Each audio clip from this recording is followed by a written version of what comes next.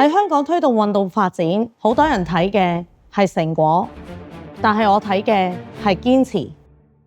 着上西裝，我嘅戰場就係台上面嘅 proposal 同埋背後嘅部署。香港資源匱乏，場地受限，係每日都要面對嘅日常。我成日都同自己講，幾艱難都要全力衝刺，做到極致。因為我知道每一個策劃出嚟嘅細節，點樣呈現呢一個運動，都有可能改變市場，改變生命。戴上拳套，我就係香港首位國際泰拳女教練。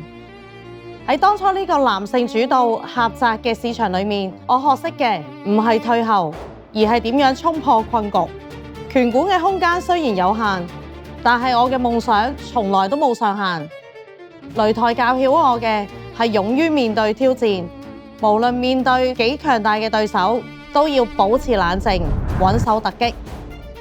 策劃人嘅理性同教練嘅熱血，呢一份一文一武嘅磨練，成就咗身心強大嘅我。